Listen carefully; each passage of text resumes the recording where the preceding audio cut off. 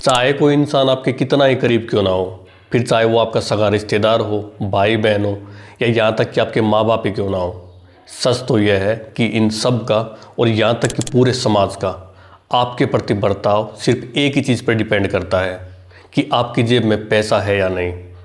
आज के ज़माने में दुनिया आपकी नीयत और आपके दिल को बाद में देखती है, पहले आपका बैंक बैलेंस देखती है। आप कितने नेक दिल इंसान हो, आपका चरित्र कितना साफ है, दूसरों के लिए आपके दिल में कितनी हमदर्दी है, या आप कितने पढ़े लिखे और ज्ञानी हो, ये सब चीज़ें समाज के लिए सेकेंडरी हो गई हैं।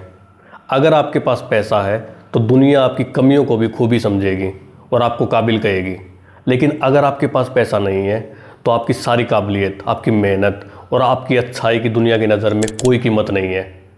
भर्तृहरि ने सदियों पहले अपनी नीति शतकम में एक ऐसा श्लोक लिखा था जो समाज की इस कड़वी सच्चाई को बड़े ही व्यंग्यात्मक तरीके से बताता है। वे कहते हैं कि समाज की नज़र में धन इंसान के व्यक्तित्व से भी बड़ा हो चुका है। इस श्लोक में भर्तृहरि कहते हैं, यस्यास्ति वित्तं स नरकुलीन स पंडित स श्रुतवान गुणज्ञ स एव वक्ता स दर्शनीय सर्वे गुणा काच्यानमाश्रियन्ते। भर्तृहरि ने इस श्लोक में धन को केंद्र में रखा है और बताया है कि समाज का नज़रिया इतना पक्षपाती है कि वह व्यक्ति के चरित्र को नहीं बल्कि उसके बैंक बैलेंस को देखता है। अगर किसी के पास धन है तो चाहे वह इंसान कैसा भी हो, समाज उसे मान लेता है। एक तरह से कहें तो दुनिया के सारे गुण धन की शरण ले चुके हैं। भर्तृहरि इस श्लोक के जरिए समाज की एक बहुत बड़ी विडंबना को सामने रखते हैं। वे कहते हैं कि आज के दौर में खानदान की परिभाषा बदल गई है।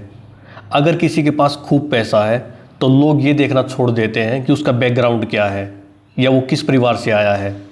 समाज उसे अपने आप ही ऊंचे खानदान का और सम्मानित मानने लगता है। लोग किसी के संस्कारों या खानदानी परंपराओं को तभी तक अहमियत देते हैं जब तक उसके पास धन दौलत होती है।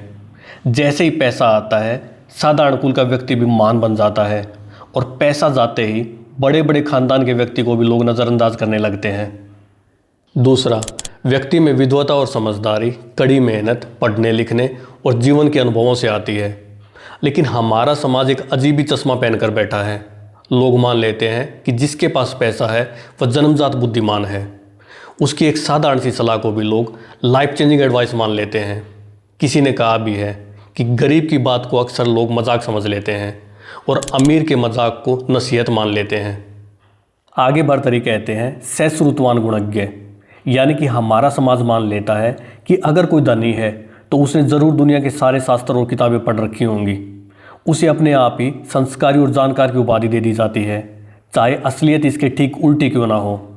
अमीर व्यक्ति जो भी पसंद करे, चाहे उसका चुनाव कितना ही अजीब या फिजूल क्यों ना हो, समाज उसे क्लासी और सोफिस्टिकेटेड मान लेता है। अमीर का शौक स्टाइल बन जाता है, जबकि एक गरीब की वही पसंद बेवकूफ़ी लगती है। एक तरह से कहें तो पैसे की खनक समाज के सोचने समझने के ढंग को पूरी तरह बदल देती है। हमारे समाज की मानसिकता इतनी अजीब है कि इंसान के शब्दों की कीमत भी उसके बैंक बैलेंस से तय होती है। अगर कोई अमीर आदमी बिल्कुल फिजूल और गलत बात भी कहे तो लोग ऐसे सुनते हैं जैसे कोई बहुत बड़ा महामंत्र मिल गया हो। समाज उसकी बकवास में भी गहरा अर्थ ढूंढने की कोशिश करता है कि जैसे कोई बिजनेस स्ट्रेटेजी हो। इसके ठीक उल्ट अगर कोई गरीब आदमी बिल्कुल सही और काम की बात भी कहे तो लोग उसे अनसुना कर देते हैं। समाज की नज़रों में खूबसूरती और आकर्षण का पैमाना भी अब चेहरा नहीं बल्कि चेकबुक बन गई है। जिसके पास पैसा है लोग उसे अपने आप ही स्मार्ट और अट्रैक्टिव मान लेते हैं। उसके कपड़े, उसकी स्टाइल, सब कुछ लोगों को क्लासी लगने लगता है, जबकि एक साधारण और चरित्रवान व्यक्ति भीड़ में कहीं खो जाता है। व्यवहारिक दुनिया में व्यक्ति के चरित्र, ज्ञान और उसकी प्रतिभा की उतनी कदर नहीं होती जितनी उसके धन की होती है। अगर किसी के पास पैसा है तो लोग उसके साधारण गुणों को भी मान समझने लगते हैं और उसके दोषों को अनदेखा कर देते हैं। मनोविज्ञान में इसे हेलो इफेक्ट कहते हैं।